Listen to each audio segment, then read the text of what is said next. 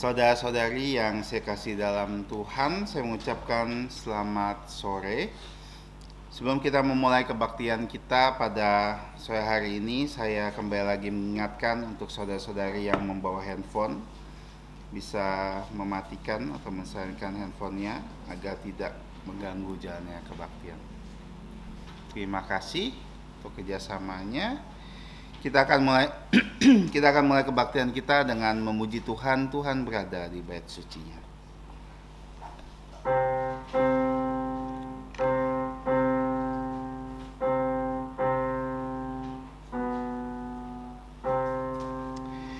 Tuhan berada di bait suci.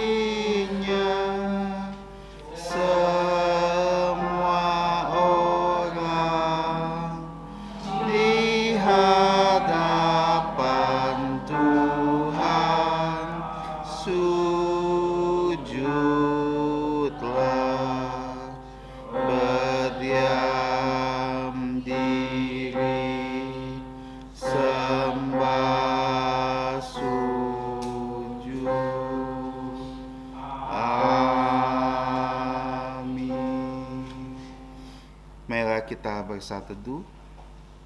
Saat teduh dimulai dengarlah firman Tuhan sebagai landasan kita hari ini. Mazmur nomor 34 ayat yang keempat. Muliakanlah Tuhan bersama-sama dengan aku. Marilah kita bersama-sama memasyurkan namanya. Amin. Saat teduh selesai. Mari kita semua bangkit berdiri dan memuji Tuhan kita dengan pujian yang pertama, pujian nomor 11. Pujian nomor 11, terpujilah nama Allah. Pujian nomor 11 kita nyanyikan dengan berdiri.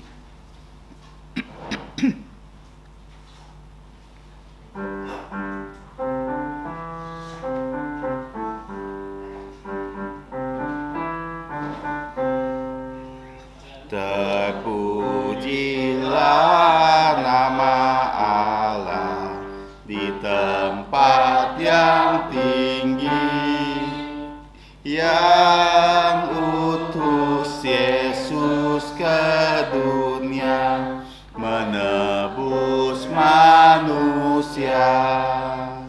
Puji namanya, tiru sifatnya, mari saksikan karyanya. Puji namanya, tiru sifatnya, mari saksikan karyanya. Nama Yesus penuh kuasa atas segalanya. Duduk di atas tahtanya, disembah malaikat. Puji namanya, tiru sifatnya, mari saksikan karyanya. Puji namanya, tiru sifatnya, mari saksikan karyanya. Nama Yesus sangat ajaib, Dialah Raja damai yang melintas bala bangsa sampai selamanya. Namanya, tiru sifatnya, mari saksikan karyanya. Puji namanya, tiru sifatnya, mari saksikan karyanya. Mari kita tetap berdiri dan kita masuk dalam doa pembukaan. Mari kita berdoa. Bapa kami yang ada di atas kerajaan surga, terpujilah namamu atas seluruh bumi. Karena kami tahu bahkan dari mulut bayi-bayi dan bayi-bayi menyusu telah diberikan untuk bisa memuji dan memuliakan-Mu. Kami bersyukur Bapa untuk hari Sabat ini, hari di mana kami bisa berhenti dari segala aktivitas kami, di mana hari yang Kau kuduskan dan khususkan untuk kami datang ke rumah-Mu untuk memuji dan menyembah-Mu. Kami mohon Kau yang persiapkan setiap kami, sehingga saat kami ada di hadapan-Mu, Kau menyucikan segala dosa dan pelanggaran kami, sehingga kami layak di hadapan-Mu. Kami mohon ampun untuk semua dosa-dosa kami itu, dan kami percaya melalui darah Tuhan Yesus menghapus semua dosa kami. Kami mohon Kau juga menyertai jalannya kebaktian ini dari awal sampai akhirnya, dan kiranya hanya nama-Mu, nama Putra-Mu, dan nama Roh Kudus yang dimuliakan pada malam hari ini. Kami serahkan semuanya ke dalam tangan-Mu, segala item dari penyembahan kami hanya di dalam nama Tuhan Yesus Kristus yang telah mengajarkan kami semua doa Bapa kami yang berbunyi, Bapa kami yang di surga, dikuduskanlah nama-Mu, datanglah kerajaan-Mu, jadilah kehendak-Mu di bumi seperti di surga. Berikanlah kami pada hari ini makanan harian kami, dan ampunilah kami akan kesalahan kami, seperti kami juga mengampuni orang yang bersalah kepada kami. Dan janganlah kami ke dalam pencobaan, tapi lepaskanlah kami dari jahat. Engkau yang memiliki kerajaan dan kuasa dan kemuliaan sampai selama-lamanya. Amin. Gloria Patria. Hormat diberi untuk Bapa, Putra, dan Roh Kudus, dari mula sampai sekarang dan seterusnya, termulia. Amin. Amin. Saudara-saudari dipersilakan duduk. Nah, kita membuka Alkitab kita sebagai bacaan bertanggapan kita, yaitu kita akan baca bersama-sama secara bertanggapan di 2 Korintus pasal yang ke-7 ayat kedua sampai yang ke-16. 2 Korintus pasal yang ke-7 ayat 2 sampai yang ke-16. Kita akan baca bertanggapan, nanti 3 ayat terakhir kita akan baca bersama-sama. 2 Korintus pasal 7 ayat 2 sampai 16. Saya akan mulai. Berilah tempat bagi kami dalam hati kamu. Kami tidak pernah berbuat salah terhadap seorang pun.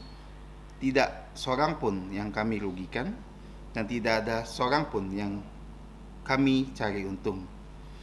Aku berkata demikian bukan untuk menjatuh hukuman atas kamu, sebab tadi aku katakan bahwa kamu telah beroleh tempat dalam hati kami, sehingga kami semati. Aku sangat berterus terang terhadap kamu, tetapi aku juga sangat memegahkan kamu. Dalam segala penderitaan kami, aku sangat terhibur, dan sukacitaku melimpah-limpah. Bahkan ketika kami tiba di Makedonia, kami tidak beroleh ketenangan bagi tubuh kami. Di mana-mana kami mengalami kesusahan, dari luar pertengkaran dan dari dalam ketakutan. Tetapi Allah yang menghibur orang yang rendah hati telah menghibur kami dengan kedatangan Titus. Bukan hanya oleh kedatangannya saja, tapi juga oleh penghiburan yang dinikmatinya di tengah-tengah kamu, karena ia telah memberitahukan kepada kami tentang kerinduanmu, keluhanmu, kesungguhanmu untuk membela aku, sehingga makin bertambahlah sukacitaku. Jadi, meskipun aku telah menyedihkan hatimu dengan suratku itu, namun aku tidak menyesalkannya. Memang aku pernah menyesalkannya karena aku lihat bahwa surat itu menyedihkan hatimu, kendati pun untuk seketika saja lamanya. Namun sekarang aku bersuka cita, bukan karena kamu telah berduka cita, melainkan karena duka citamu membuat kamu bertobat. Sebab duka citamu itu menurut kehendak Allah, sehingga kamu sedikit pun tidak dirugikan oleh karena kamu. Sebab duka cita menurut kehendak Allah menghasilkan pertobatan yang membawa keselamatan dan tidak akan disesalkan. Tetapi duka cita dari dunia ini menghasilkan kematian. Sebab perhatikanlah betapa justru duka cita yang menurut kehendak Allah mengerjakan kepada kamu kesungguhan yang besar, bahkan pembelaan diri, kejengkelan, ketakutan, kerinduan, kegiatan, penghukuman. Dalam semua itu kamu telah membuktikan bahwa kamu bersalah dalam perkara. Sebab itu jika aku telah menulis surat kepadamu, maka bukanlah oleh karena orang yang berbuat salah ataupun karena orang yang menderita perbuatan salah, melainkan supaya kerelaanmu terhadap kami menjadi nyata untuk kamu di hadapan Allah. Sebab itu kami menjadi terhibur, dan setelah perhiburan kami peroleh, kami lebih dari sukacita karena sukacita Kristus. Sebab kamu semua menyegarkan hati. Sama-sama, aku memegahkan kepadamu, dan kamu tidak mengecewakan aku. Kami senantiasa mengatakan apa yang benar kepada kamu. Demikian juga kemegahan kami di hadapan Titus, dan kasihnya bertambah besar terhadap kamu apabila ia mengingat ketaatan kamu semua. Bagaimana kamu menyambut kedatangannya dengan takut dan gentar. Aku bersukacita sebab aku dapat menaruh kepercayaan terhadap kamu dalam segala hal. Amin. Kita bersukacita dan bersyukur kita bisa membaca firman Tuhan. Kiranya Tuhan memberkati setiap kita yang membaca, merenungkan, melakukan, dan mengatakan firman-Nya. Sebelum kita masuk ke dalam perjamuan kudus, kita akan memuji Tuhan. Pujian nomor 120. Pimpin ke Kalvari.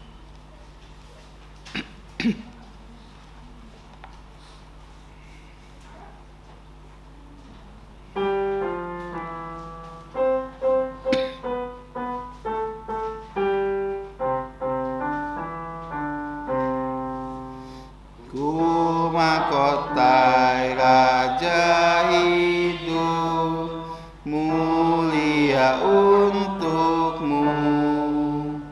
Ingat mahkota durimu, pimpin ke Kalvari.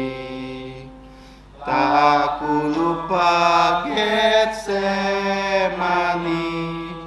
tak ku lupa sengsaramu, tak ku lupakan kasihmu, pimpin ke Kalvari. Ya terbaring dalam kubur, murid pun bersedih, malaikat berjubah putih jaga di sampingmu. Tak ku lupa Getsemani, tak ku lupa sengsaramu, tak ku lupakan kasihmu, pimpin ke Kalvari. Maria di pagi hari datang ke kuburmu, namun kosonglah kuburmu, engkau telah bangkit. Tak ku lupa Getsemani, tak ku lupa sengsaramu, tak ku lupakan kasih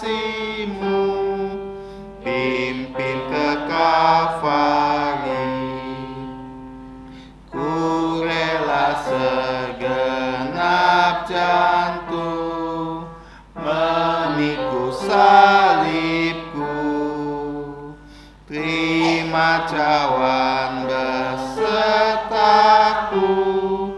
pimpin ke Kalvari. Tak ku lupa Getsemani, tak ku lupa sengsaramu, tak ku lupakan kasih-Mu, pimpin ke Kalvari.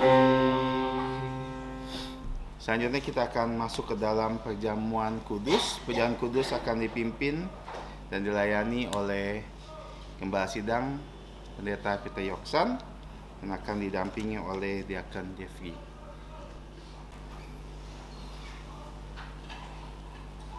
Saudara-saudari di dalam Tuhan Yesus Kristus yang saya kasihi, mari kita membuka kembali firman Tuhan dari 1 Korintus 11. Kita akan membaca secara bertanggapan dari ayat 23 sampai 32. Ayat terakhir kita akan membacanya bersama-sama. 1 Korintus 11, 23 sampai 32, demikianlah bunyi firman Tuhan. Sebab apa yang telah kuteruskan kepada kamu, telah aku terima dari Tuhan, yaitu bahwa Tuhan Yesus pada malam waktu Ia diserahkan, mengambil roti, dan sesudah itu Ia mengucap syukur atasnya. Ia memecah-mecahkannya dan berkata, inilah tubuhku yang diserahkan untuk kamu. Perbuatlah ini menjadi peringatan akan aku. Demikian juga Ia mengambil cawan sesudah makan, lalu berkata, cawan ini adalah perjanjian baru yang dimeteraikan oleh darahku. Perbuatlah ini setiap kali kamu meminumnya, menjadi peringatan akan aku. Sebab setiap kali kamu makan roti ini dan minum cawan ini, kamu memberitakan kematian Tuhan sampai Ia datang. Jadi barang siapa dengan cara yang tidak layak makan roti atau minum cawan Tuhan, ia berdosa terhadap tubuh dan darah Tuhan. Karena itu hendaklah tiap-tiap orang menguji dirinya sendiri, dan barulah sesudah itu ia makan roti dan minum dari cawan itu.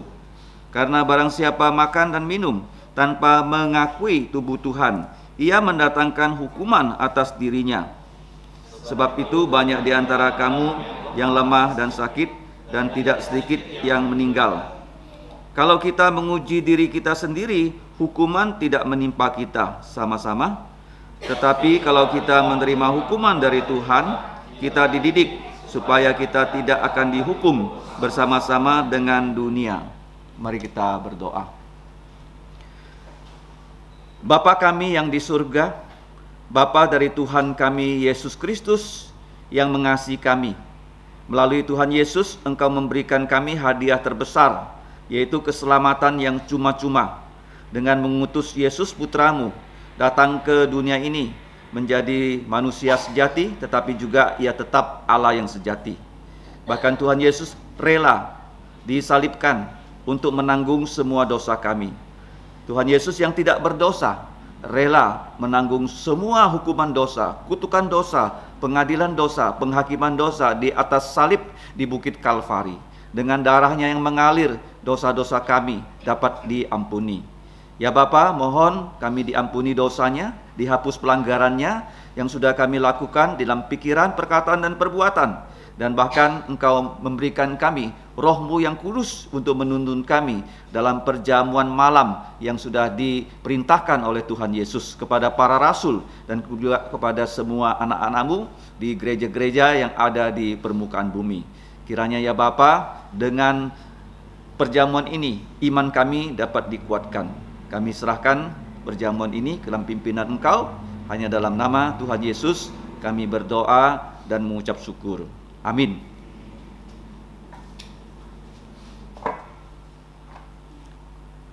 Seperti firman Tuhan yang tadi kita baca, Tuhan Yesus sebelum Dia ditangkap ya, karena Dia menyerahkan diri, di ruang atas Dia bersama dengan 12 rasul, Dia melaksanakan perjamuan makan malam yang terakhir.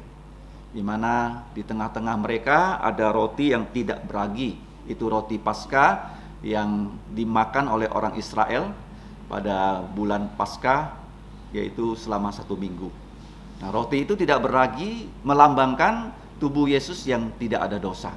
Setelah Yesus mengambil roti, dia mengucap syukur atau memberkati roti, kemudian dia memecah-mecahkannya, dia membagikannya kepada para muridnya.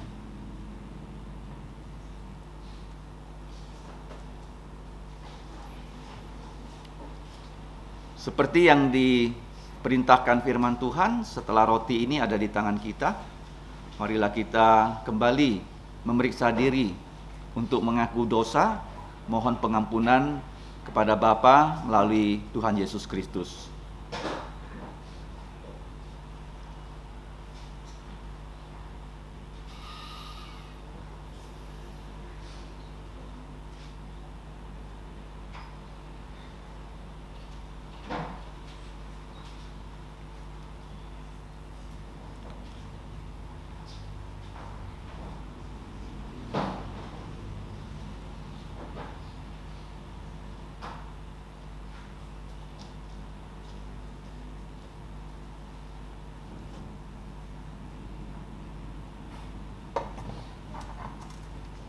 Kita bersyukur karena di tangan kita sudah ada roti yang melambangkan tubuh Yesus yang tidak ada dosa, tetapi rela disalibkan untuk pengampunan dosa kita.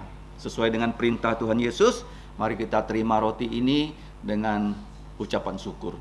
Mari kita menerimanya.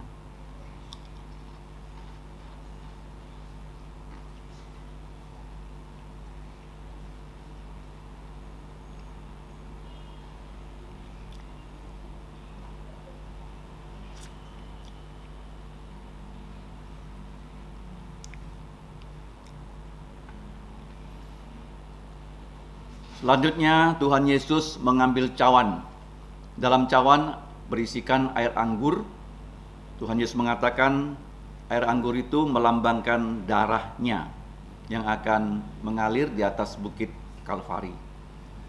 Hanya dengan darah Yesus dosa-dosa kita bisa dihapus, dan Tuhan Yesus mengatakan darahnya adalah darah perjanjian baru yang ditumpahkan untuk banyak orang, yaitu untuk kita yang sudah percaya padanya. Yesus mengatakan, lakukanlah ini sesering mungkin ya, untuk mengingat akan Yesus.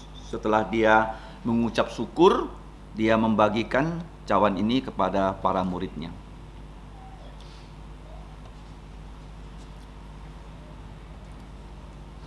Tuhan Yesus juga memerintahkan pada saat kita mengikuti perjamuannya yang kudus, kita harus memberitakan kematiannya, Injil Tuhan Yesus sampai ia datang. Artinya kita harus berdoa untuk pengabaran Injil yang dilakukan oleh gereja-gereja Tuhan Yesus di permukaan bumi, supaya banyak orang percaya karena Injil diberitakan. Khususnya keluarga kita yang belum percaya, kita tetap doakan supaya mereka berkesempatan mendengarkan Injil dan didorong Roh Kudus mereka bisa bertobat dan diselamatkan oleh Tuhan Yesus.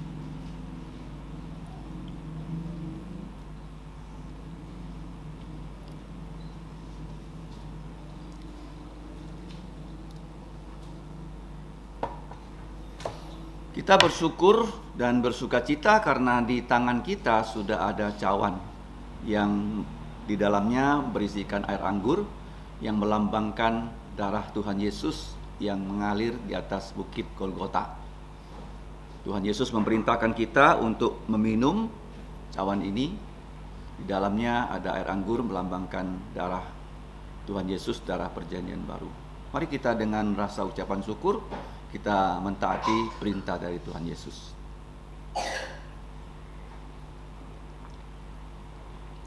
Salibnya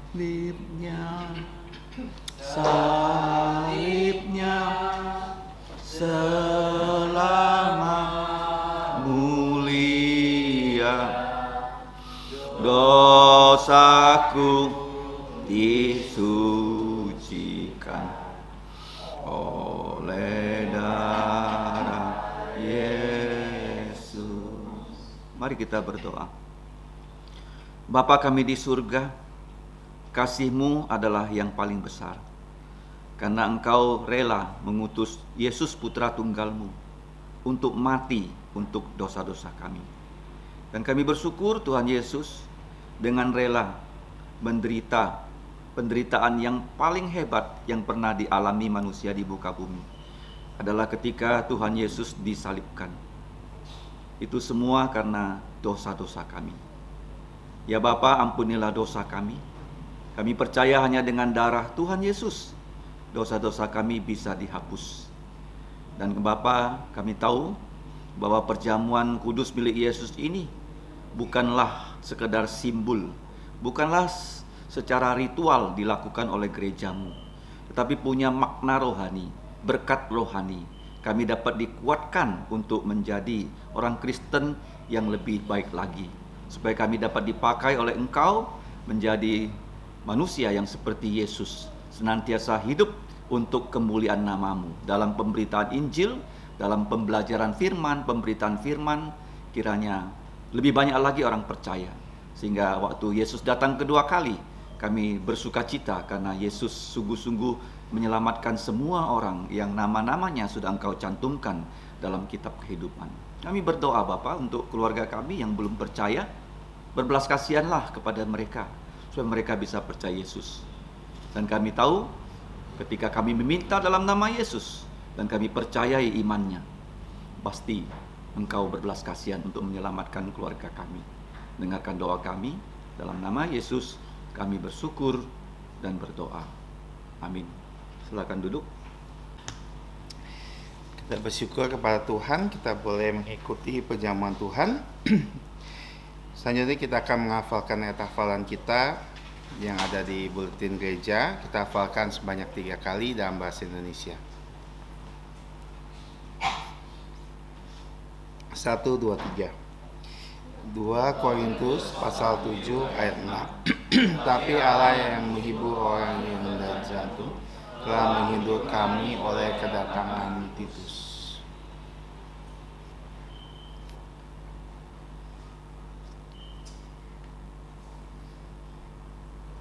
Sekali lagi 1, 2, 3.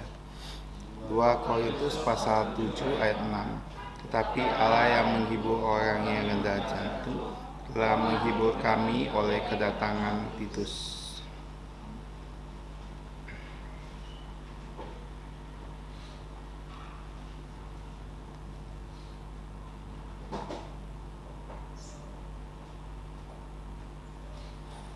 Sekali lagi 1, 2, 3.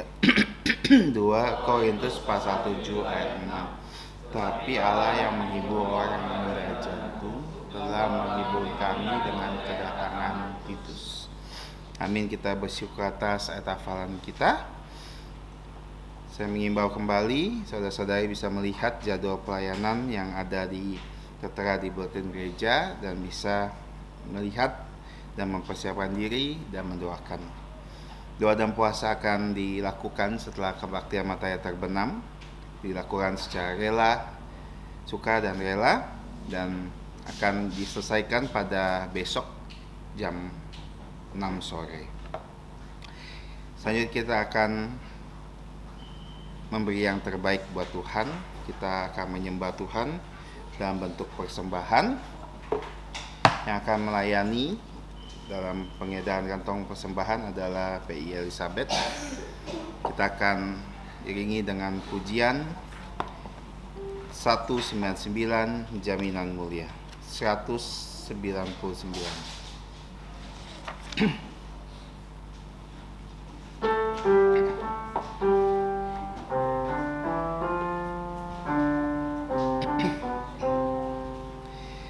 Jaminan mulia ku diberi, karena Yesus milikku abadi.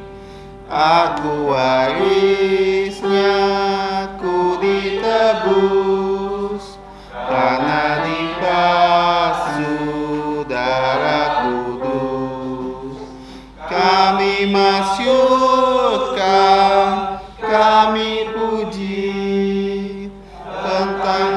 Yesusku selamanya. Kami masyurkan, kami puji tentang Yesusku selamanya. Aku mau taat sepenuhnya, surga-surgawi turun melimpah, malaikat datang bawa berita kasih karunia dari Bapa. Kami masyurkan, kami puji tentang Yesusku selamanya. Kami masyurkan, kami puji tentang Yesusku selamanya. Aku serahkan diri penuh di dalam Tuhan, jantungku teduh sambil menyongsong kembalinya. Ku diliputi anugerahnya. Kami masyurkan, kami puji tentang Yesusku selamanya. Kami masyurkan, kami puji tentang Yesusku selamanya. Saya mengundang saudara-saudari untuk bangkit berdiri, kita menyanyikan pujian doksologi.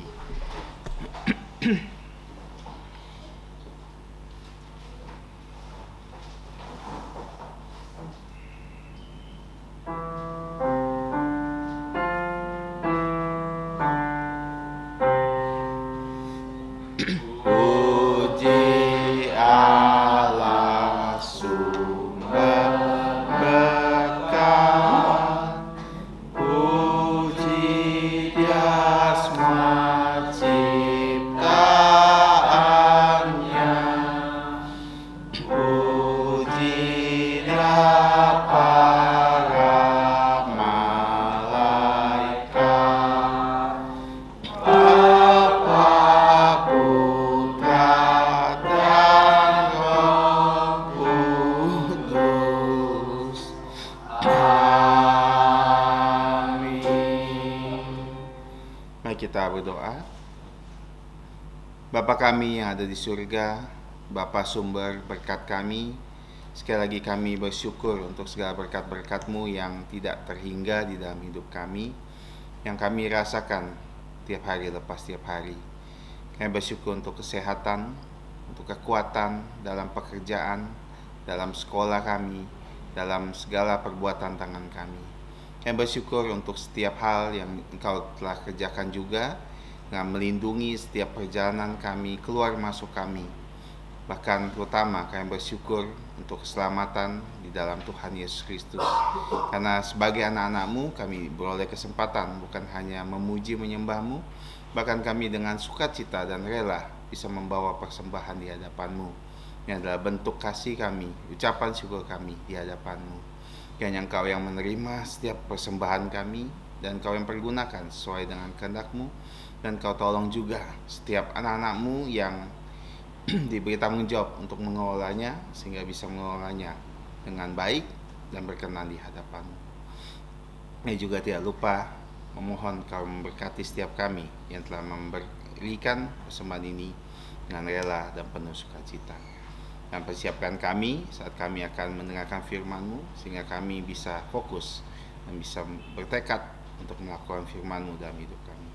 Ampuni kami Bapa atas dosa pelanggaran kami berdoa dan bersyukur di dalam nama Tuhan Yesus Kristus. Amin. Silakan duduk dan anak-anak dipersilakan untuk menuju ruang sekolah minggu untuk bersekolah minggu. Selanjutnya kita akan mendengarkan firman Tuhan. Tema yang akan kita pelajari hari ini adalah pelayanan manusia yang tunduk pada ketakutan dan keputusasaan manusia, dan akan dilayani oleh Gembala Sidang Pendeta Yoksan. Pada hamba yang dipersilakan. Saudara-saudari di dalam Tuhan Yesus Kristus yang saya kasihi, selamat malam. Mari kita membuka dari surat 2 Korintus. Tetapi sekarang kita membuka dari pasal 2 ayat yang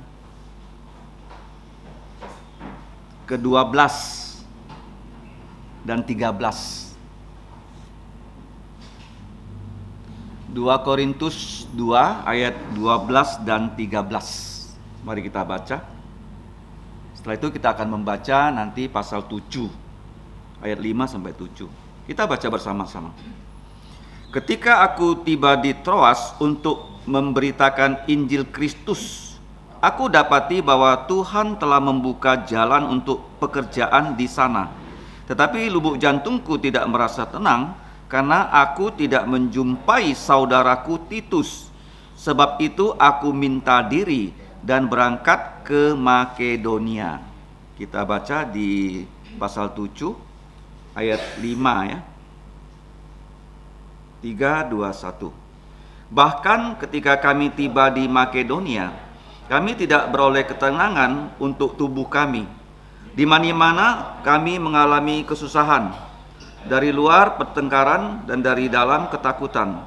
Tetapi Allah yang menghiburkan orang yang rendah lubuk jantung telah menghiburkan kami dengan kedatangan Titus. Bukan hanya oleh kedatangannya saja, tetapi juga oleh penghiburan yang dinikmatinya di tengah-tengah kamu. Karena ia telah memberitahukan kepada kami tentang kerinduanmu, keluhanmu, kesungguhanmu untuk membela aku, sehingga makin bertambah-tambahlah sukacitaku. Amin. Mari kita berdoa. Bapa kami di surga, kami bersyukur untuk kesempatan kami untuk belajar firman-Mu, baik di ruang atas ini maupun di kelas sekolah minggu di lantai dasar. Kiranya Roh-Mu yang kudus menolong kami untuk mengerti, berikan kami kekuatan untuk menjalankan bahkan mewartakan firman-Mu. Dalam nama Yesus kami berdoa dan bersyukur. Amin. Nah, tidak terasa perikop yang kita pelajari ya, mulai dari pasal 2 ya, ayat 14 tentang pelayanan yang pasti mendatangkan kemenangan. Nah, kita sudah belajar, kali ini sudah pelayanan yang ke-24 loh. Minggu depan pelayanan yang ke-25. Ya, sudah selesai ya, 25 pelayanan yang dijelaskan ya dalam Surat 2 Korintus ya, pasal 2 ayat 14 ya. Tadi kita baca ayat berapa? 12 13 ya. Tapi mulai dari ayat 14 sampai pasal 7 minggu depan kalau Tuhan izinkan dikhotbahkan, maka kita akan sampai pasal 7 ayat 16. Nah, pelayanan yang ke-24 25 kalau kita lihat ya di bagian tengah ya, persis ini sudah di bagian tengah ya. Itu diberi judul apa? Pelayanan yang manusiawi. Mulai dari 23 ya. Pelayanan yang manusiawi.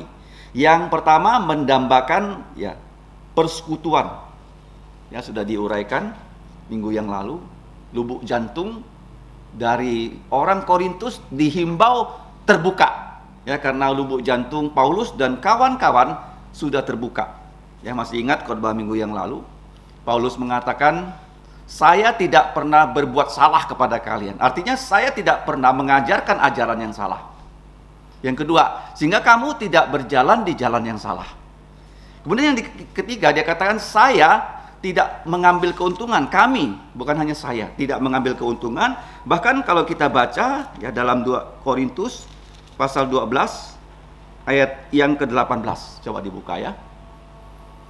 Bukan pelayanan yang mengambil keuntungan materi. Memang aku telah meminta Titus untuk pergi dan bersama-sama dengan dia aku mengutus saudara yang lain itu. Adakah Titus mengambil untung dari kamu? Tidakkah kami berdua hidup menurut roh yang sama, dan tidakkah kami berlaku menurut cara yang sama? Ya, jadi tidak ada keuntungan materi yang Paulus harapkan ya dari gereja Korintus. Nah, sekarang yang ketiga. Yang keempat, ya, minggu yang lalu kita belajar Paulus itu mengatakan dia menegur gereja Korintus bukan untuk menghukum mereka, tetapi untuk membangun mereka. Nanti akan kita pelajari ya, membangun kita secara bersama-sama. Minggu lalu saya sudah katakan ada kalimat yang harus kita ingat. Apa itu? Masih ingat? Bukan lu, gue. Apa? Masih ingat? Kamu adalah kita. Adalah apa? Kita. Jadi kalau kamu sakit, kita sakit. Paham ya? Kamu adalah kita. Yang kedua, saya adalah kalian. Saya adalah kalian. Jadi tim lu, Paulus mengatakan kami. Ya, tidak lu, gue. Tidak ada cerita seperti itu. Nah, Paulus mengatakan saya membangun kalian dan saya terus terang ya kepada kalian. Kalau kalian baik, aku tegur. Ya, tegurannya terbuka loh, ditulis dalam surat loh. Kadang-kadang orang ya kalau ditegur terbuka dia tersinggung. Padahal ada hal-hal yang harus ditegur terbuka, nggak boleh tertutup. Ya, saya ingat ya ada hamba Tuhan, dia berkhotbah kalau ada orang jalan-jalan dia langsung marahin loh. Dokter Toh seperti itu dia. Kenapa? Karena ini adalah hadirat Tuhan, nggak boleh main-main. Ya, jadi kalau kita lihat Paulus mengatakan aku mengatakan yang baik tentang kamu. Dan aku bilang sama Titus kan sebelumnya ya, dia tidak pernah diserahkan tugas menjadi gembala di Korintus. Paulus bilang sama dia, Korintus memang banyak problem, tapi di situ ada orang yang punya prospek baik. Kamu pergilah melayani di situ. Akhirnya yang tadi kita baca apa? Titus ya melaporkan apa yang Paulus banggakan dengan gereja Korintus. Dan kalau Paulus membanggakan gereja Korintus, kalau Titus pergi ke sana, justru ya kebalikan dari kata-kata Paulus bisa menjadi malu. Nah, Paulus mengatakan aku orang yang terus terang. Ya, minggu lalu saya mengatakan saya seringkali ya memberitakan sesuatu lewat grup supaya kita semua tahu ya, transparan ya. Pelayanan itu transparan ya. Hanya hal-hal yang tertentu kita bisa japri. Oke, sekarang kita belajar ayat 5, 6, 7. Itu tentang apa? Pelayanan manusiawi dipengaruhi oleh rasa takut dan cemas.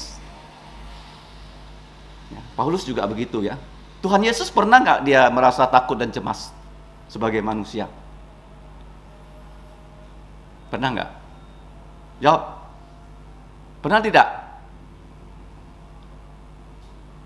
Pernah ya, di Taman Getsemani. Dia berdoa 3 kali. Ya, supaya ya Bapak, kalau sekiranya mungkin cawan ini yang tadi kita minum ya, jangan sampai ya saya minum. Kalau boleh berlalu. Tapi dia bilang bukan kehendakku, tetapi kehendakmu saja. Dia berdoa begini, bukan dia tidak mau naik ke salib. Dia berdoa, Tuhan, Bapa, jangan sampai saya mati sebelum saya disalib. Karena bisa saja dia dihajar sampai mati kan? Ngerti ya? Jadi dia bukan mau menghindari salib, bukan. Nah, kalau kita lihat di sini, Paulus ya terus terang mengatakan di ayat yang kelima, bahkan ketika kami tiba di Makedonia. Makedonia ini sudah provinsi di Eropa. Ya, kalau kita baca yang tadi ayat 12 dan 13 di pasal 2, dia dari Troas, dia mau ke timur. Ya, kalau kita baca peristiwanya dicatat dengan lengkap di Kisah Rasul 16-17. Tetapi Roh Kudus memberikan dia perintah lewat sebuah visi atau mimpi Makedonia. Ada orang pria di Makedonia berteriak pada Paulus, datang kemari, selamatkan kami. Jadi dia dicegah jangan mengabarkan Injil ke timur, ke India dan ke Tiongkok, tapi ke barat. Karena Tuhan akan menggunakan negara barat untuk mengabarkan Injil ke seluruh dunia. Coba kamu bayangkan kalau Injil sampai ke India ya. Nah, sampai ke Tiongkok, kamu tahu sendiri ya, orang India, orang Tiongkok kan. Orang India banyak ngomong, orang Tiongkok lebih tertutup. Tapi kalau orang Barat lebih terbuka. Nah, jadi dia mengatakan waktu dia tiba di Makedonia, walaupun ya pintu terbuka, banyak orang percaya, tapi dia tidak merasa tenang. Kenapa begitu? Dia bilang tubuhku tidak tenang, rohku juga tidak tenang. Kita akan belajar malam hari ini 4 hal. Yang pertama, tubuhnya tidak tenang. Kenapa tubuhnya tidak tenang? Kalau kita kembali ke dalam Kisah Rasul pasal 16, di kota Filipi, setelah dia mengabarkan Injil kepada keluarga Lydia di tepi sungai Filipi, karena di Filipi tidak ada sinagog, kemungkinan orang Yahudinya tidak banyak, sehingga tidak ada sinagog. Kalau ada 10 keluarga orang Yahudi, mereka pasti mendirikan sinagoga. Ya, kalau di dalam Alkitab diterjemahkan rumah ibadah orang Yahudi.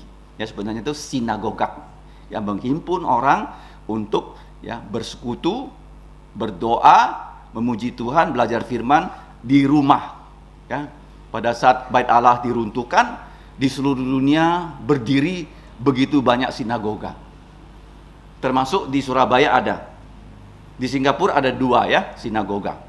Jadi Paulus tidak menemukan sinagoga di Filipi, dia memberitakan Injil di tepi sungai. Dia berjumpa dengan Lydia, wanita yang menjual kain ungu, kain yang mahal, dan Lydia dan keluarganya percaya Yesus.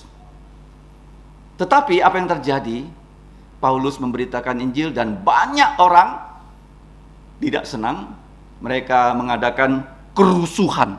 Ya, kerusuhan itu bukan hanya terjadi di Indonesia. Bulan Agustus kemarin di Jakarta. Ya, terjadi di mana-mana. Jadi Paulus bersama dengan Silwanus ditangkap, dimasukkan ke dalam penjara dan dibelenggu, tapi Tuhan mengirimkan gempa. Setelah mereka memuji Tuhan dan berdoa, akhirnya mereka lepas dari tahanan, dan Paulus mengatakan dia adalah warga negara Roma, tidak boleh ditangkap, dipukul tanpa diadili lebih dulu. Sehingga orang Filipi sekarang malah takut kepada Paulus. Cepat-cepat pergi dari kota Filipi. Dan akhirnya dari kota Filipi dia berangkat ke provinsi ya, Akhaya, Korintus. Kemudian ada provinsi berikutnya ya, yang tadi dia tinggal namanya provinsi Makedonia. Filipi itu di Makedonia, Korintus itu di provinsi Akhaya. Berdekatan ya, ini Makedonia, ini Akhaya kalau kita lihat peta Alkitab. Nah, tubuhnya tidak tenang. Itu yang pertama ya. Karena digebukin babak belur. Nah, kalau kita lihat ya dalam list yang sudah pernah saya singgung, penderitaan Paulus kan, masih ingat pasal 4 ayat yang ke-8 kan? Dalam segala hal kami ditindas namun tidak terjepit. Kami habis akal namun tidak putus asa. Kami dianiaya namun tidak ditinggalkan sendirian. Kami dihempaskan namun tidak binasa. Kami senantiasa membawa kematian Yesus di dalam tubuh kami supaya kehidupan Yesus juga menjadi nyata di dalam tubuh kami. Ini list pertama ya dari kesulitan yang Paulus alami. Di pasal 6 juga sama, ayat 4. Ya, penderitaan, kesesakan, kesukaran, menanggung dera dan seterusnya. Ya, bahkan yang paling panjang yang tadi pagi saya share di kebaktian umum pasal 11 ya, ayat 23. Dia mengatakan ayat 23, aku banyak berjeri lelah, sering dipenjara, didera, beberapa kali dalam bahaya, kemudian sering kali dalam penjara, 5 kali disesah, kemudian 3 kali ya didera, dilempari batu, mengalami kapal karam, sehari semalam terkatung-katung, ada bahaya banjir, bahaya penyamun, bahaya orang Yahudi, bahaya orang bukan Yahudi, bahaya di kota dan seterusnya. Ya, tidak punya kesempatan tidur, lapar, haus, tidak punya pakaian, kedinginan. Jadi Paulus mengatakan secara fisik memang dia babak belur. Itu yang pertama ya. tidak tenang secara fisik, itu yang pertama. Kemudian kamu lihat yang kedua, ya. Tidak tenang secara rohani. Nah, mengapa? Di mana-mana kami mengalami kesusahan, dari luar, jadi fisiknya itu ada pertengkaran, dan dari dalam ketakutan. Nah, di sini yang dikatakan dengan pertengkaran, sebenarnya dia bukan berkelahi ya dengan orang, ya, bukan ya. Tapi lebih banyak menyangkut ya seperti perang kata-kata, ya, polemik. Ya, kalau kita mengabarkan Injil bisa dua cara, ya, perang kata-kata ataupun yang namanya apologetik. Artinya orang ragu, kita menjawab, itu apologetik ya. Kalau polemik itu kita menyampaikan firman Tuhan, itu merupakan serangan ya kepada orang yang tidak percaya kepada Tuhan. Ya, mereka percaya kepada kaisar sebagai dewa. Dan Paulus mengatakan tidak ada ya dewa-dewi di muka bumi ini. Yang ada adalah satu Allah, pencipta langit dan bumi, dan Yesus Kristus itulah Allah. Selalu dia berkata demikian. Jadi kalau kita mengatakan sesuatu yang bertentangan dengan orang, itu seperti menyerang mereka. Ya, polemik namanya. Nah, seperti zaman sekarang kalau kita melihat di TV kan, apa yang menjadi perang kata-kata sekarang yang lagi populer? Tentang ijazah Jokowi kan. Ada dua grup kan, yang satu bilang gini, yang satu bilang begini. Itu perang tuh mereka. Ya, kadang-kadang kita lihatnya agak lucu ya di TV. Nah, yang berikutnya, di dalam diri dalam, dia mengatakan secara internal, dia ketakutan. Kok bisa takut ya? Melayani Tuhan itu membuat kadang-kadang kita takut, kita cemas, kita khawatir. Seperti sekarang, ya, masa depan gereja di Sungai Dalam. Bisa nggak terus? Ada nggak Tuhan akan tambahkan orang baru? Kalau jumlahnya sedikit, kita gentar nggak? Nah, Paulus mengatakan dia juga gentar. Kenapa gentar? Karena gereja Korintus kalau kita lihat ya, masalah mereka tuh begitu banyak loh. Masih ingat nggak masalahnya apa? Grup-grupan, ya kan? Ada yang bilang aku kelompoknya Apolos, aku kelompoknya Paulus, aku kelompoknya Petrus. Malah yang ada tidak mau kalah, aku kelompoknya Kristus. Kemudian ada lagi yang dinamakan incest. Ya, incest itu tahu ya, seorang anak berhubungan dengan selir bapaknya. Kemudian mereka juga hal-hal sepele tidak bisa diselesaikan.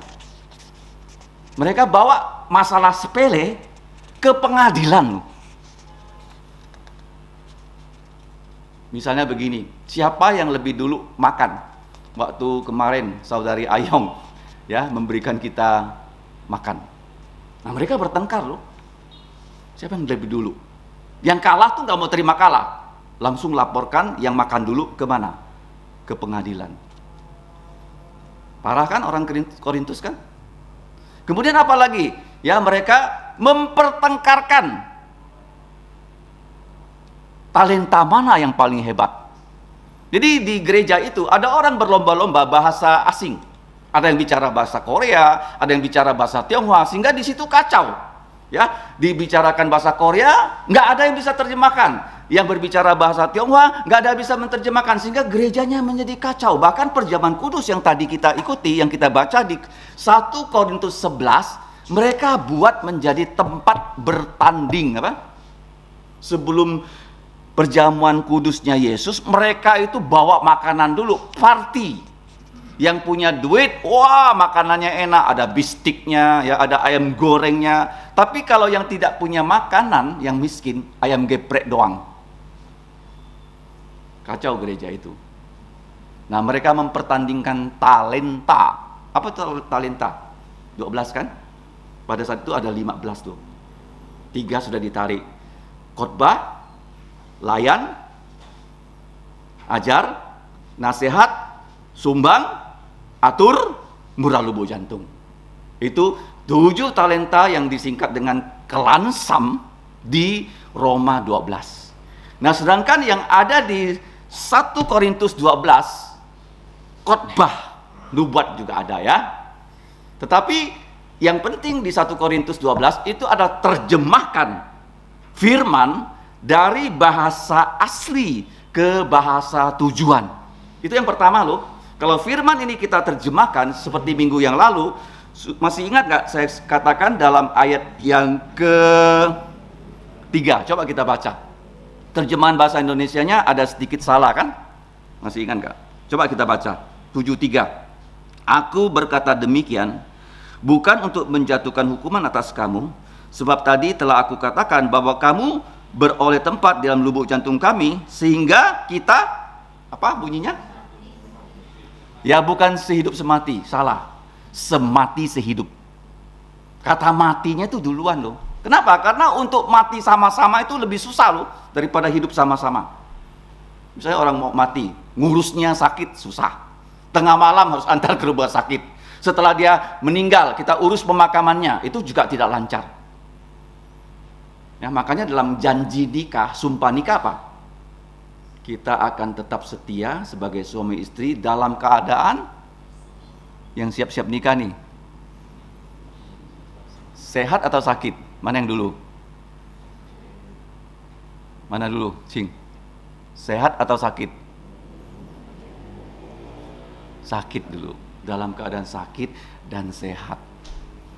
Miskin dan kaya. Nah ini ayatnya ya.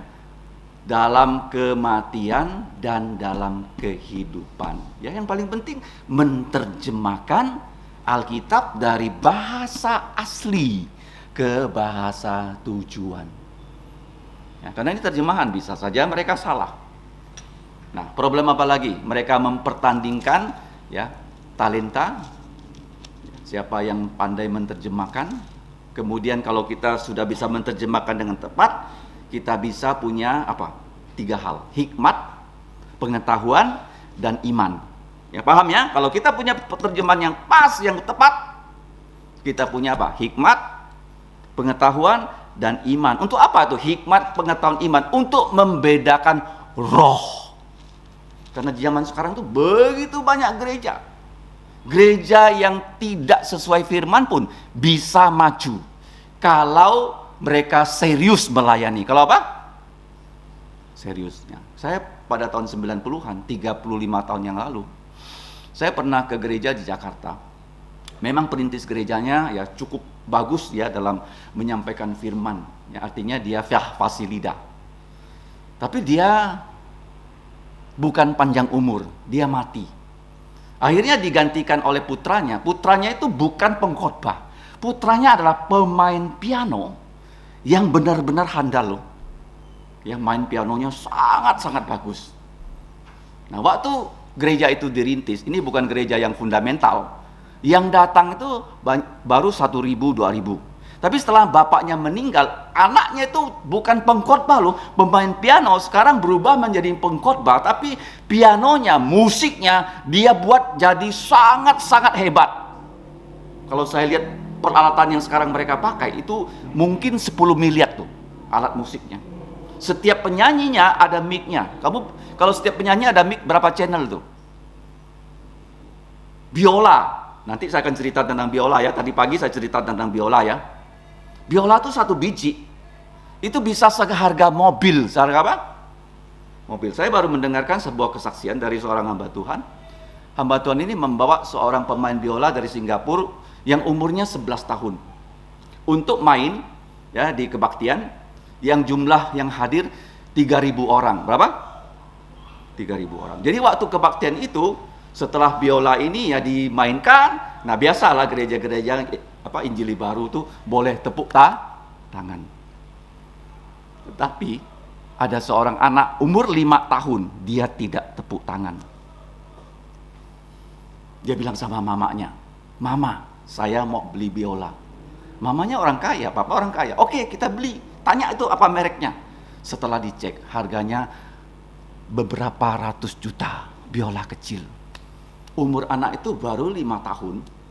Setelah diberikan biola, dia mulai gesek. Begitu dia gesek, not-notnya itu pas banget loh. Tangannya tepat, nadanya tepat. Dicarikan guru, dia les selama 5 bulan saja. 5 bulan loh, anak umur 5 tahun, les 5 bulan. Kemudian karena dia orang kaya, mendengarkan ada pertandingan di Jepang, Osaka. Berangkat mereka, daftar. Langsung juara 1. Juara apa? Tidak lama kemudian, pertandingan lagi di Sydney, ya klasik loh, juara 1. Terus ya, dan sekarang anak itu sudah umur 7 tahun. Ya, saya sudah share ya videonya di grup gereja. Jadi anak ini benar-benar bakat. Nah, seperti tadi yang saya katakan ada 12 talenta, kita masing-masing ya harus ya mencari tahu talenta apa yang Tuhan mau kita miliki untuk kita melayani. Yang paling penting itu talenta untuk berkhotbah. Jadi gereja Korintus itu mempertandingkan talenta ya. Padahal talenta itu bukan untuk dipertandingkan tapi untuk dipersatukan supaya gereja itu dibangun ya sampai kapasitas penuh. Itu masalah di gereja Korintus. Itu membuat Paulus khawatir. Makanya kalau kita baca dalam pasal 6, mari kita baca 1 Korintus 6 ayat 1. Apa yang membuat dia takut? Sebagai teman-teman sekerja, kami menasihatkan kamu supaya kamu jangan membuat ini ya, sia-sia kasih karunia Allah yang telah kamu terima. Artinya talenta-talenta yang sudah kamu terima tidak boleh membuat kamu sia-sia. Nah, kata sia-sia ini dalam surat 1 Korintus sangat menarik. Paulus itu ya memang orang yang sangat terpelajar. Dia bisa menggunakan kata-kata dalam bahasa Yunani dengan 3 kosakata yang pernah saya jelaskan tidak sama ya. Ada 3 macam kata mengenai sia-sia di 1 Korintus 15. 1 Korintus 15 ya. Kebangkitan Yesus tidak sia-sia. Karena sungguh-sungguh terjadi. Nah, sia-sia yang pertama itu adalah kenos, artinya kosong. Ya, kebangkitan Yesus itu bukan hal yang kosong. Misalnya begini.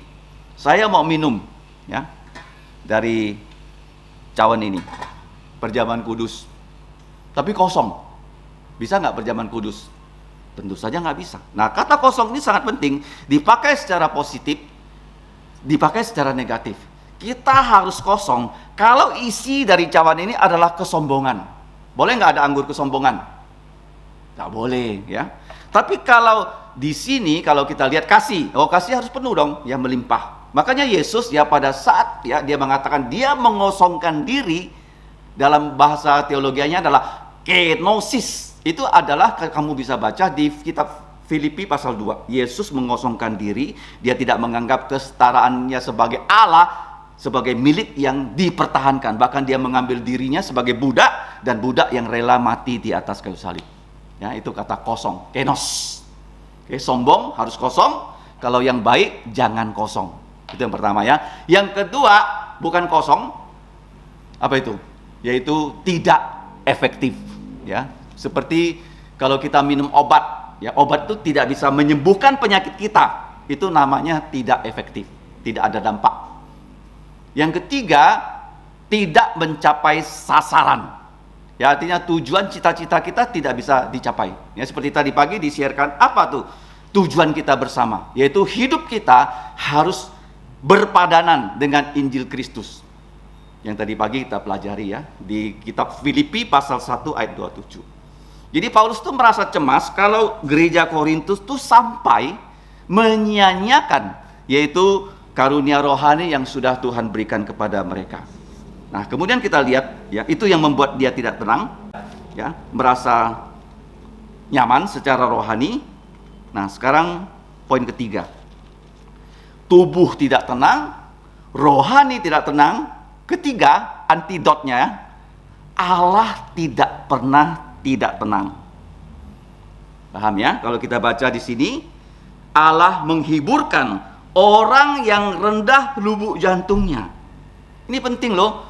Kalau kita melayani Tuhan, menghadapi suasana yang susah sekalipun, ya Tuhan akan membalikkan apa yang tidak menyenangkan menjadi menyenangkan. Ya, tadi waktu pembukaan kebaktian dibacakan Mazmur 34 ya, ayat 5. Sekarang kita buka ya, Mazmur 34. Paulus itu dalam keadaan gelisah, dalam keadaan ketakutan. Nah, Tuhan bisa memberikan jalan keluar. Ya, jalan keluarnya tadi sudah kita baca, tapi dasarnya adalah dari Mazmur 34. Ya. Tadi kita membaca ayat yang ke-5. Nah, sekarang kita membaca ayat ke-19. Bahasa Indonesianya 19, bahasa Inggrisnya 18. Mari kita baca sama-sama. Mazmur 34 ayat 19. Tuhan itu dekat kepada orang-orang yang patah lubuk jantungnya. Nah, dan ia menyelamatkan orang-orang yang remuk jiwanya. Paulus itu sedang remuk jiwanya. Kenapa? Karena Tuhan memimpin dia berada di kota Korintus. Berapa lama dia melayani? Masih ingat gak? Kalau di Efesus hampir 3 tahun, di Korintus itu 18 bulan. Ya, satu dari sekian banyak gereja yang paling lama dia layani loh. Sampai dia rela tidak terima persembahan. Dia menjadi tukang tenda. Ya, sekarang banyak orang jadi tukang tenda, ya khususnya orang Korea kan. Dia mau menginjili di Malaysia. Dia nggak bisa masuk dengan visa sebagai hamba Tuhan. Gimana dia masuk? Buka restoran apa? Nah, di situ mulai dia mengabarkan Injil. Nah, sekarang di dunia ini yang paling banyak misionari selain Amerika, dulu Amerika nomor 1, adalah Korea. Ya, saya punya kawan satu lighting, ya lulusnya sama-sama di BBC. Dia sekarang melayani sejak lulus tuh di Afrika sampai sekarang loh. Dan waktu saya jumpa dia di Camp Kalahari Pandan, ada yang menarik. Umurnya ya tidak setua saya ya, dia lebih muda. Masih punya bayi. Punya apa? Saya lihat dia gendong bayi. Ya. Itu seperti nanti Dr. Jeffrey Koo. Ya, Dr. Jeffrey Koo anak pertamanya Charity. Nah, sekarang lagi ngandung loh. Kita bersyukur anaknya akan lahir laki-laki. Namanya apa? Ada yang tahu? Calvin. Kita doakan dia bisa menggantikan Dr. Koo. Karena dia tidak punya anak laki-laki. Ya, segala sesuatu ada tujuan baiknya dari Tuhan ya. Nah, kalau kita lihat di sini, Allah memberikan penghiburan. Nah, kenapa dia memberikan penghiburan? Allah tidak pernah tidak tenang. Ini ayat yang sangat terkenal. Tulisan Rasul Paulus juga. Kita baca di Roma 8 ya. Roma 8 yang paling terkenal itu ayat 28, tapi setelah itu ayat 31. Ya, 8:31. Mari kita baca. Ini jaminannya ya. Roma 8:31. Kita baca sama-sama. 1, 2, 3. Sebab itu, apakah yang akan kita katakan tentang semuanya ini? Semuanya itu? Nah, jika Allah di pihak kita, siapakah yang dapat melawan kita? Artinya orang bisa saja menyerang kita, orang bisa saja melempari Paulus dengan batu. Kalau bukan waktunya, Paulus gak akan mati. Orang berusaha menutup gereja Korintus. Kenapa di gereja Korintus Paulus ngotot menulis surat, mengirim Titus, mengirim Timotius, mengirim Apolos? Karena begini, di gereja Korintus itu ada kelompok yang ingin menjatuhkan reputasinya Paulus. Kalau sampai di gereja Korintus reputasi Paulus jatuh, habis semua pelayanan Paulus. Mereka bilang, oh Paulus itu rasul palsu. Oh, terbukti dia rasul palsu, habis dia. Kalau terbukti Paulus mengambil untung, mengambil uang, oh habis Paulus. Ke tempat lain dia tidak bisa melayani. Jadi dalam melayani Tuhan, kita harus waspada. Kenapa integritas kita harus dijaga? Nanti ada hubungannya ya dalam hiburan yang dia terima. Orang di Korintus justru ada sekarang yang mati-matian sekarang membela Paulus. Ya, kalau kita di gereja juga loh, jangan sampai kalau ada hamba Tuhan ya dikata-katai oleh anggota gereja yang belum tentu benar, kamu langsung dukung. Betul loh, dia seperti itu loh. Konyol apa? Konyol. Ya, kalau memang hamba Tuhannya bersalah, kita tegur supaya dia bertobat loh. Ya, gereja bukan tempat gosip, malah apa? Gereja bukan tempat kita main geng-gengan juga ya, satu kelompok menjatuhkan kelompok yang lain. Nah, dengan kedatangan Titus kita lihat ya. Titus diutus ke Korintus tujuannya ya untuk membangun gereja di situ. Ya, yang pertama ya menyelesaikan problem yang tidak diselesaikan waktu Paulus ada di situ. Itu tugasnya Titus loh, menjadi tukang setrika. Tukang apa? Kalau bajunya kusut, kotor, dicuci dulu, laundry, disetrika supaya kelihatan rapi. Ya, di perusahaan juga seperti itu ya, ada orang yang khusus membuat ya masalah jadi tidak masalah. Dulu saya kerja ya di pabrik plastik. Pabrik tempat saya kerja itu membuat kipas angin Panasonic. Ya, kalau kamu lihat Panasonic ya ada kipas anginnya kan? Nah, itu buatan dari pabrik plastik ya tempat saya bekerja. Nah, terjadi begini. Jadi waktu kipas anginnya itu dipasang, diputar, goyang-goyang apa? Goyang-goyang ini. Ya, kipas angin kan nggak boleh goyang. Nah, kami bawa ke Panasonic, ya, ke tempat Research Development Department. Waktu itu saya masih muda, baru lulus ya dari Fakultas Teknik, belum punya pengalaman apa-apa. Saya masih belajar ya. Sampai di situ, ya, ada seorang insinyur mesin, lulusan UI, saya lupa namanya. Terus dia lihat masalahnya. Oh, kalau gitu, coba kita uji. Caranya gampang. Kipas angin ada berapa sayap? Ada berapa? 3. Dipotong. Potong. Ditimbang. Sayap 1 berapa gram? Sayap 2 berapa gram? Sayap 3 berapa gram? Ketahuan. Satu sayapnya keberatan, yang lain tidak. Nah, baru diperbaiki mulnya, ya, supaya semua seimbang. Setelah seimbang, dicetak lagi, tidak lagi goyang. Ya, jadi kita disuruh menyelesaikan masalah, jangan menimbulkan masalah. Ya. Jadi Paulus, ya, dihiburkan oleh Titus yang pulang. Ya. Kamu lihat poin keempat. Apa yang tidak tenang dapat dibuat menjadi tenang. Ini penting loh. Yesus tuh ahlinya menenangkan badai. Ya, kalau di gereja ada masalah, Tuhan Yesus bisa kirim, ya, penyelesaiannya. Pasti. Nggak mungkin tidak, ya, karena ini gereja adalah gerejanya Yesus. Nah, yang pertama, waktu Titus itu pulang, Tuhan mengirimkan penghiburan. Mari kita baca, ya. Ayat 6 dan 7. Tetapi Allah menghiburkan orang yang rendah lubuk jantung, telah menghiburkan kami dengan kedatangan kembali Titus, ya, dari gereja Korintus.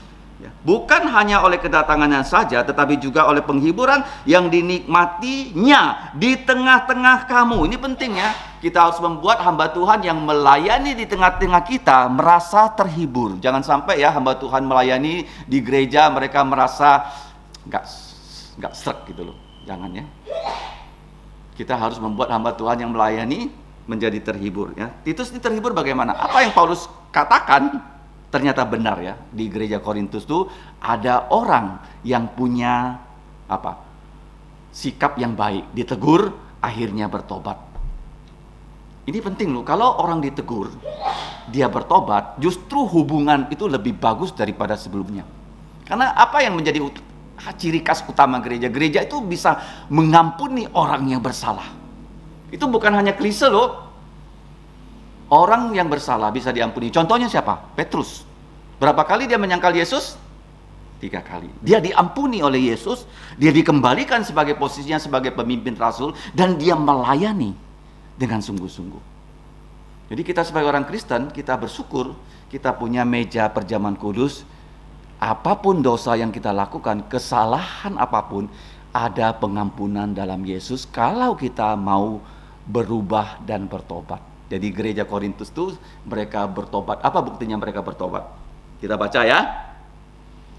Karena ia telah memberitahukan kepada kami tentang kerinduanmu. Jadi pentingnya kalau kita melayani, kita perlu melapor, ya, kepada grup. Kepada apa? Grup, sehingga kita semua tahu apa yang terjadi. Ya, jadi Titus melaporkan kepada timnya. Di situ ada Paulus, ada Lukas dan Timotius, tentang yang pertama, kerinduan kamu. Ini penting loh. Hamba Tuhan rindu dengan anggota gereja, dia berdoa untuk anggota gereja, dia membesuk anggota gereja, kalau tidak bisa besuk dia kirim WA dan seterusnya. Tapi gereja, anggotanya harus rindu dengan hamba Tuhannya. Ini bukan terjadi di gereja Korintus. Kalau kita baca, ya, gereja Tesalonika, 1 Tesalonika pasal 3 ayat 6. Mari kita baca. Sekarang bukan Titus yang dikirim, tuh Timotius. Hasilnya sama. 1 Tesalonika 3:6. Tetapi sekarang setelah Timotius datang kembali dari kamu dan membawa kabar yang menggembirakan tentang imanmu dan kasihmu, dan kamu selalu menaruh kenang-kenangan yang baik akan kami dan ingin untuk berjumpa dengan kami seperti kami juga ingin berjumpa dengan kamu. Ini artinya apa? Rindu. Artinya begini, kalau kamu datang ke gereja, saya melihat kamu sehat, kamu baik, kamu bisa bersekutu, kamu senang, saya juga senang. Paham ya? Karena kita datang dari banyak tempat. Apalagi Kuburaya kan? Ada yang dari Desa Kapur, Sungai Raya Dalam, ya, Hanura, Parit nomor 2, datang dari Kuala 2, ya. Kita bertemu. Ya, Paulus itu mengatakan, kalian ini rindu sama aku. Bagus, karena aku juga rindu sama kalian. Itu yang pertama. Yang kedua, keluhanmu. Kok mengeluh ya? Boleh nggak kita terus ngeluh? Pasang status. Wah, gini. Jangan ya. Keluhan di sini kalau kamu lihat bahasa Inggrisnya itu lamentation atau mourning. Meratap, bukan mengeluh. Apa? Meratap. Artinya begini loh. Sebelum Paulus pergi, ada orang di Korintus itu tidak baik sama Paulus. Mereka menyesal, apa? Sehingga mereka meratap. Ya seperti kita ya, menyesal berbuat salah dengan orang yang sudah tidak ada di sini. Waktu saya kecil, saya pernah berkelahi dengan adik saya di Kelansam. Saya tinju ya ininya sampai dia begini. Tapi setelah itu, ya itu waktu itu umur dia 7 tahun, saya umurnya 10 tahun.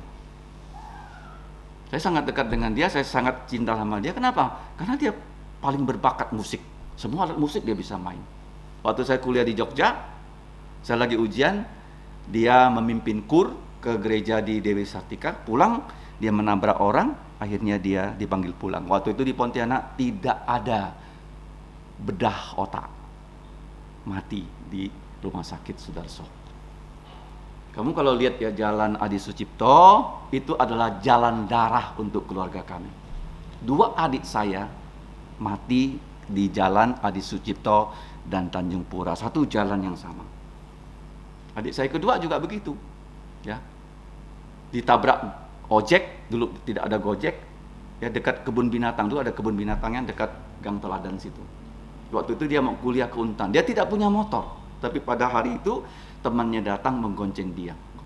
Ya, ojek itu mau menyalip ya mereka, tapi melihat ada truk, dia tidak menabrak truk, dia menabrak motor.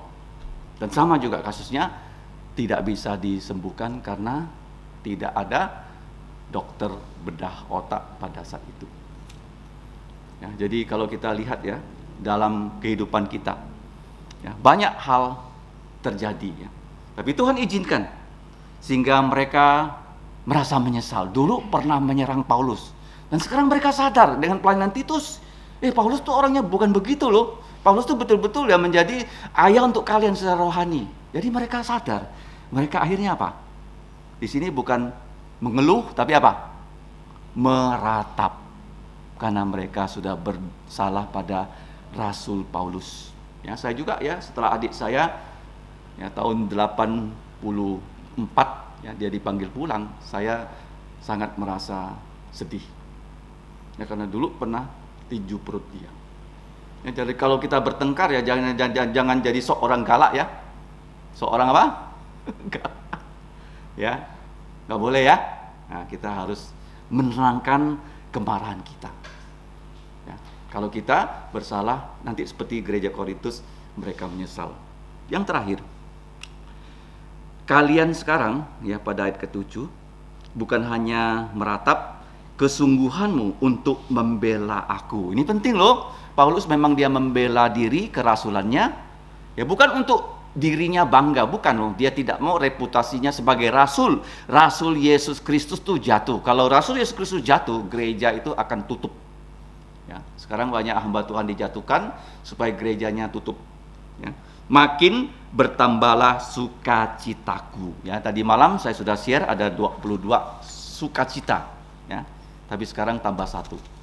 Sukacita dari hamba Tuhan kalau dibela dalam kebenaran oleh anggota gereja. Kita sudah belajar 4 hal. Yang pertama apa? Tubuhnya tidak tenang, dilepaskan dari penjara. Rohnya tidak tenang. Apa yang membuat dia tidak tenang? Banyak problem di gereja Korintus. Ya, dia tidak mau gereja Korintus menyia-nyiakan karunia Tuhan. Yang ketiga, manusia bisa saja tidak tenang. Siapa yang selalu tenang? Allah. Ya, Allah janji apa? Kalau Allah di pihak kita, tidak ada yang bisa berhasil menyerang kita. Kita memang diserang loh, tapi tidak akan pernah berhasil. Ya, gereja itu dari zaman dulu mau ditutup, sampai sekarang tidak bisa ditutup. Alkitab ini mau dimusnahkan, sampai sekarang selama-lamanya tidak bisa dimusnahkan. Kenapa? Allah yang melindunginya. Yang terakhir, ya, kalau Allah di pihak kita, Dia akan mengirimkan penghiburannya. Kalau Paulus, ya, Timotius pulang, memberikan berita yang bagus tentang gereja Tesalonika, Titus pulang, laporan bagus tentang gereja di Korintus. Bukan hanya Timotius, Titus terhibur, Paulus dan rekan-rekan juga terhibur. Kenapa? Karena gereja di Korintus yang pertama apa? Rindu kepada Paulus. Yang kedua, mereka menyesal pernah menyerang Paulus. Mereka meratap. Yang ketiga, sekarang karena mereka menyesal, mereka mau membela Paulus. Ya, bukan membela dia secara babi buta. Karena mereka tahu kalau mereka membela Paulus, mereka membela Tuhan Yesus. Karena Paulus melayani dengan bagus, ya, seperti Titus tidak mengambil untung secara materi. Mari kita berdoa. Bapa di sorga, kami bersyukur pelayanan Tuhan Yesus yang menjadi teladan dapat dengan baik diikuti oleh Paulus dan rekan-rekannya. Kami menyerahkan pelayanan di bumi Katulistiwa. Kiranya di pulau garis edar matahari, kami bisa memuliakan nama-Mu seperti yang sudah Engkau hadiahkan kepada Paulus dan timnya. Ampunilah segala dosa kami akan kekurangan, segala hal kelemahan kami dalam pelayanan. Kiranya Engkau menguatkan kami untuk melayani di masa depan lebih baik lagi. Dengarkan doa kami, dalam nama Yesus kami berdoa dan bersyukur. Amin. Mari kita berdiri. Pujian yang terakhir adalah pujian Natal. Nomor 116, Kasih Penebusan. 116, Kasih Penebusan, pujian Natal.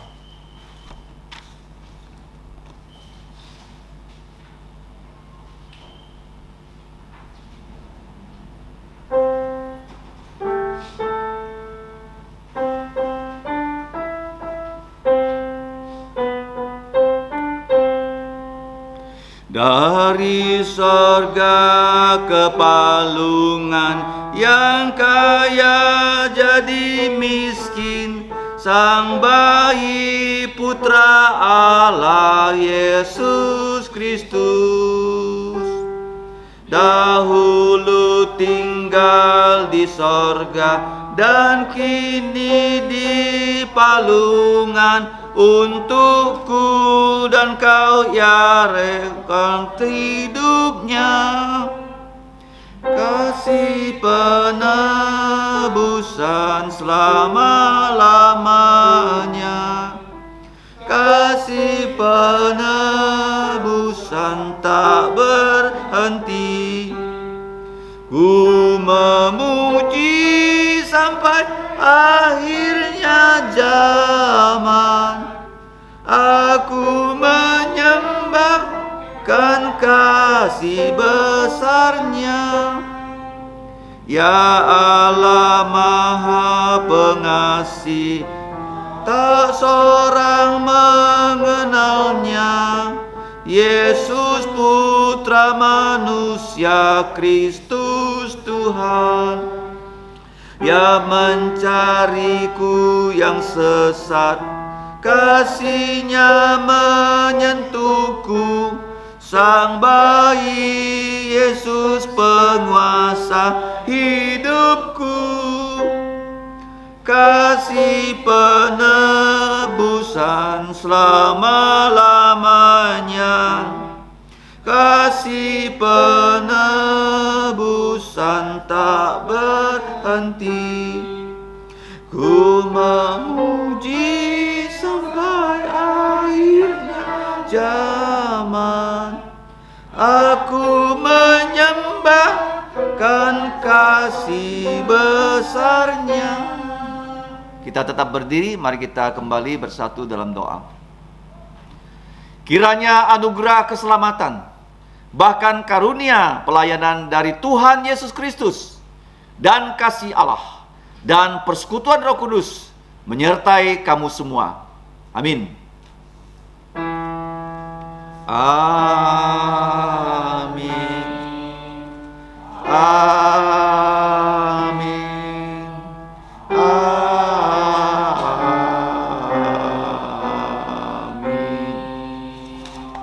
Amin. Doa teduh, silakan duduk. Tuhanmu memberkatimu dan melindungimu.